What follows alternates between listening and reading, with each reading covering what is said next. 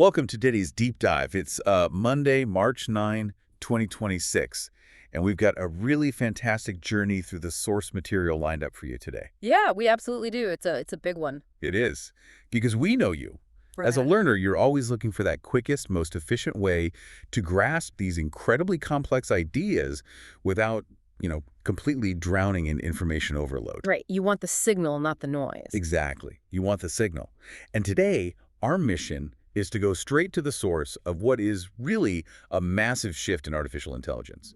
We are looking at a foundational, state-of-the-art generative AI paper. It's titled Reflection Language Agents with Verbal Reinforcement Learning. Yeah, authored by Noah Shen, alongside a whole team of researchers from Northeastern University, MIT, and Princeton. And it's a paper that fundamentally challenges how the entire industry thinks about machine learning right now.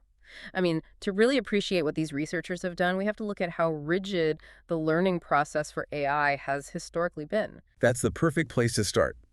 Let's think about the core problem with large language models up until this point. Usually when an AI makes a mistake, fixing that mistake is a massive, expensive headache. Oh, absolutely. It's not a quick fix. Right, it requires mathematically fine-tuning the model's underlying weights. You need huge new data sets, a ton of incredibly expensive computing power, and weeks or even months of time just to correct a single behavioral flaw. Which is just not sustainable. No, it's not. But the researchers behind this paper asked a brilliant, almost deceptively simple question. What if the AI didn't need a mathematical overhaul every time it messed up? What if it could just, talk itself into being smarter? Yeah, and what's fascinating here is that they achieved this through a concept called verbal reinforcement learning. Which is different from traditional reinforcement learning. Very different. Traditionally, reinforcement learning relies on scalar rewards. You can think of those as like mathematical points for doing something right, kind of like a video game score. The AI just tries to maximize the score. Exactly. But this framework, Reflexion, it completely flips the script. It allows agents to learn from trial and error by storing linguistic feedback. Linguistic feedback. So words instead of math. Right. Essentially, the AI keeps a diary of its own mistakes written out in plain language. It can then read that diary, analyze its own failures, and perform better the next time it tries the exact same task. Okay, let's unpack this. If an AI is going to keep a diary and learn from it, how is that actually built? What does the architecture look like behind the scenes? It's a very clever setup. They broke the reflection framework down into three main models that interact with each other. First, you have the actor. The actor. Yeah, this is the part of the language model that actually generates the text and takes actions in whatever environment it's been placed in. And it doesn't just guess randomly. It uses established prompting models like React or Chain of Thought to do the heavy lifting. Just to make sure we're all on the same page here, what do React and Chain of Thought actually mean in this specific context? That's a great question. For anyone not elbow deep in AI research, these are basically techniques that force the AI to show its work. React stands for reason and act. Reason and act. Oh. So instead of just blurting out an answer or clicking a button, the model has to generate a thought process first. It says something like, I need to find a cup, so I should walk to the kitchen. And then it actually takes the action. It's talking itself through the steps. Exactly. And Chain of Thought is similar. It forces the model to break complex problems into sequential, logical steps.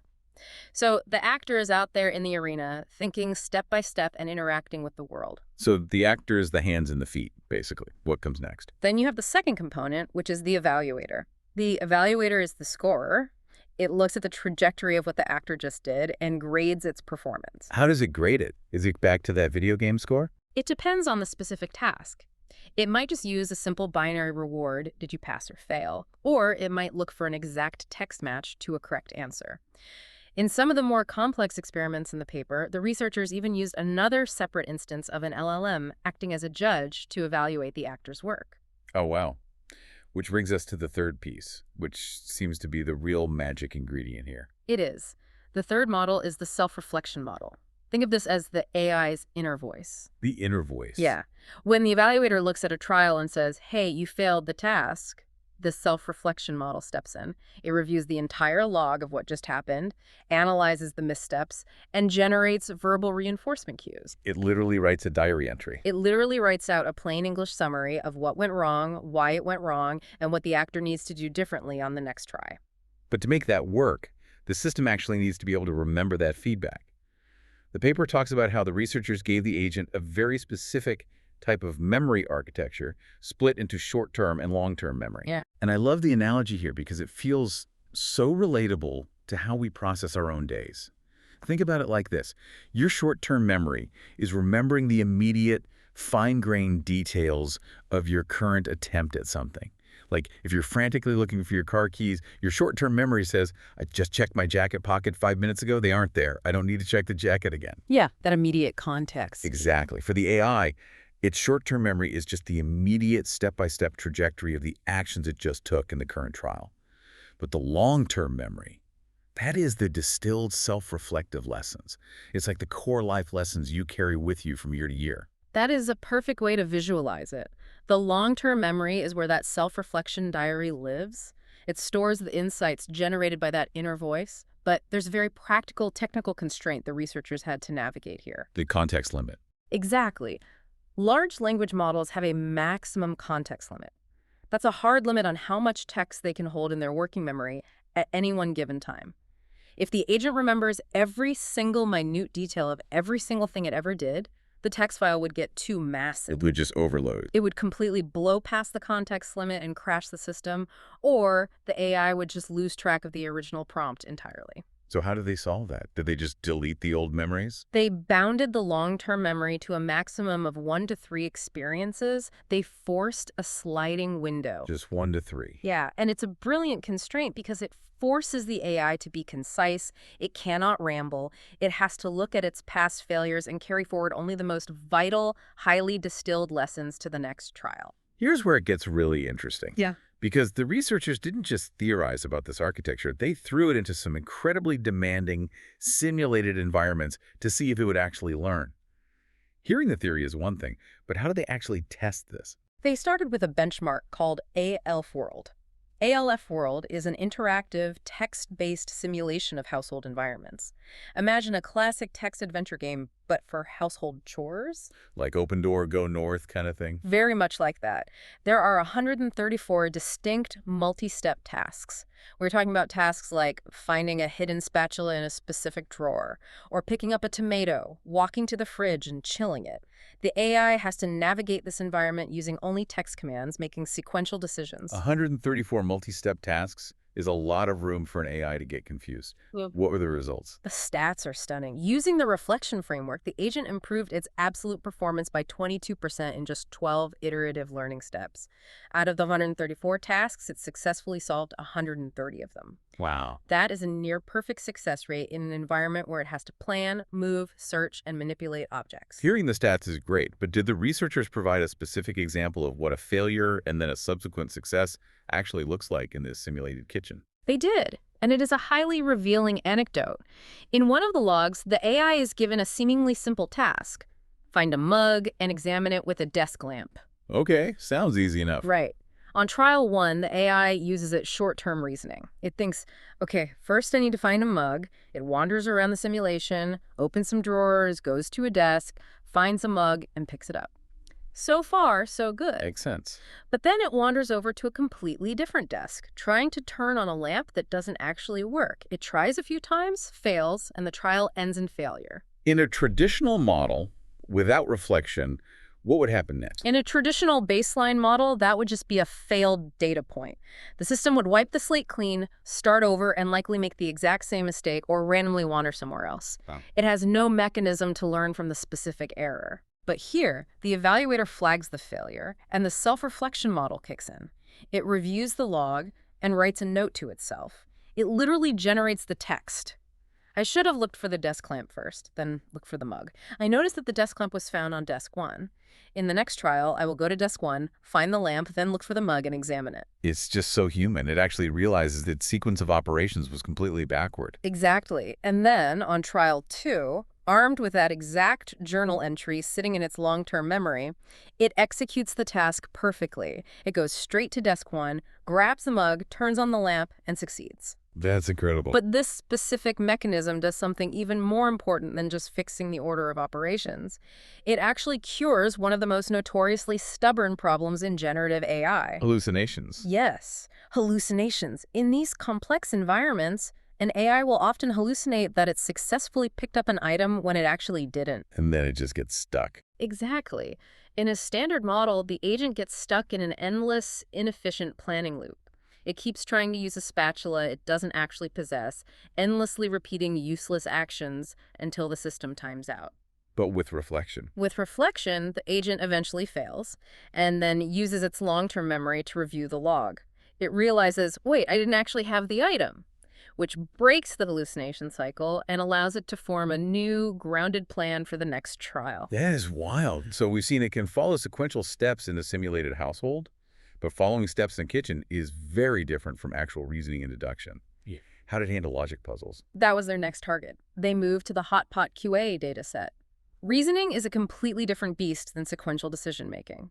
Hotpot QA is a massive dataset containing 113,000 Wikipedia-based reasoning questions. These aren't just simple trivia questions either. No, they require parsing multiple different documents and thinking step by step to find an answer. And the reflection framework held up. It did. It improved the baseline scores by 20%, and it achieved this by allowing the agent to correct its own faulty research strategies in real time. The source material highlights a great example of this, right?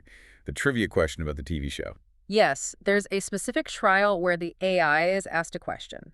It goes, grown-ups starred the actor who is best known for which role on Allo, Allo? Oh, that's a tricky one. Yeah.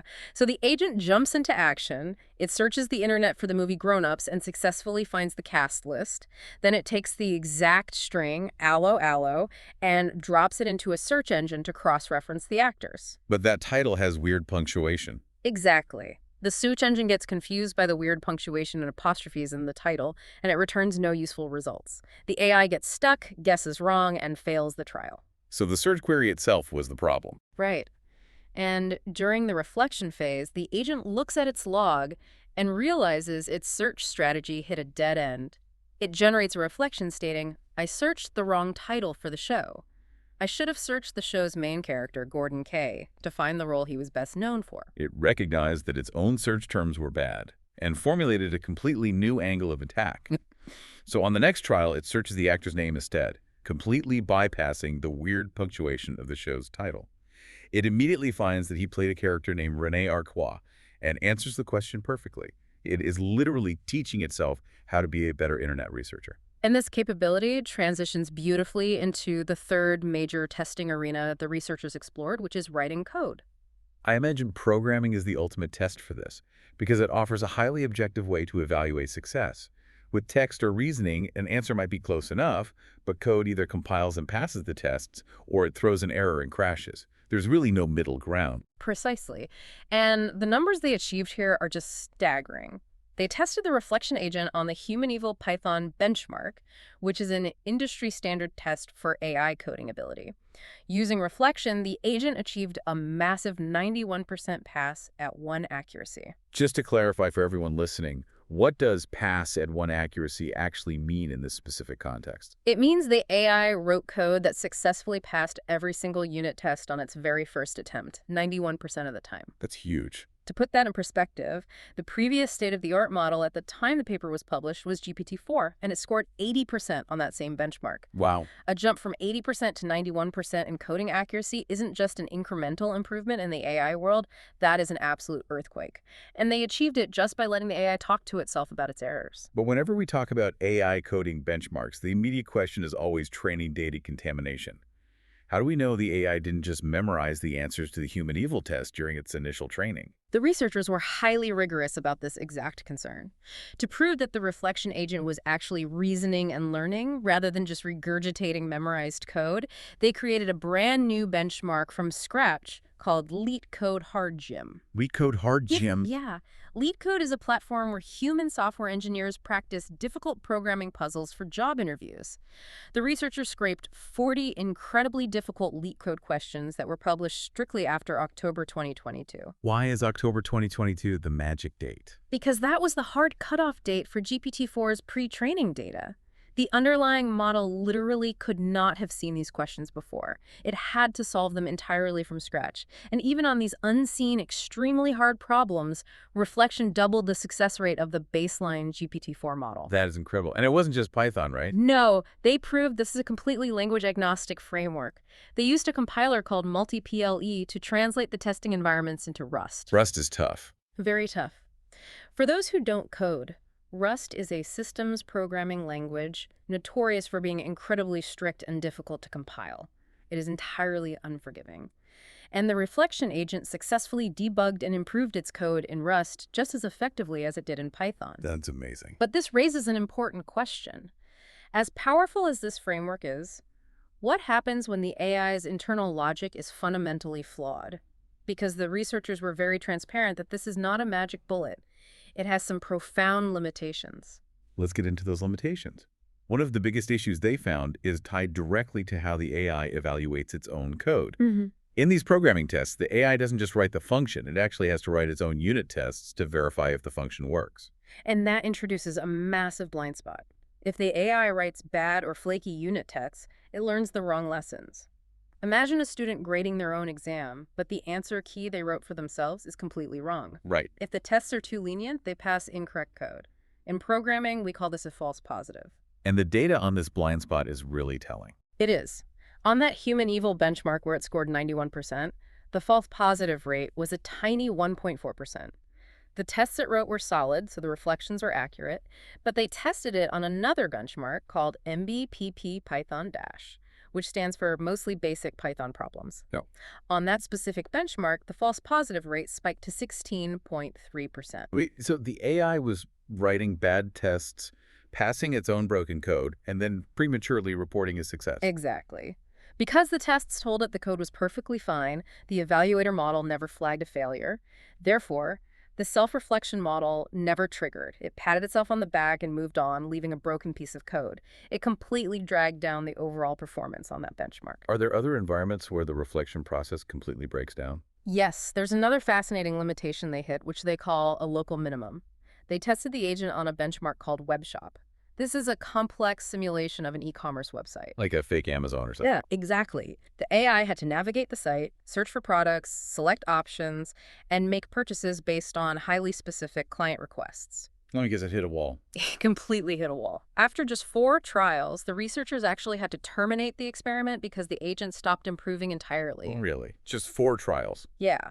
The problem with an e-commerce environment is that natural language searches can be highly ambiguous. To escape a bad pattern of behavior on the site, the AI needed to exhibit extreme creativity and exploration to find a new path. That makes perfect sense. Reflection relies on being able to pinpoint exactly why something failed. In the kitchen simulation, the logic is clean. I tried to turn on the lamp, it didn't work, therefore I need to find another lamp. Very linear. But on a shopping website, if you search for red running shoes size 10, and you get a bunch of weird, unrelated results, it's incredibly difficult to deduce exactly which part of that query failed.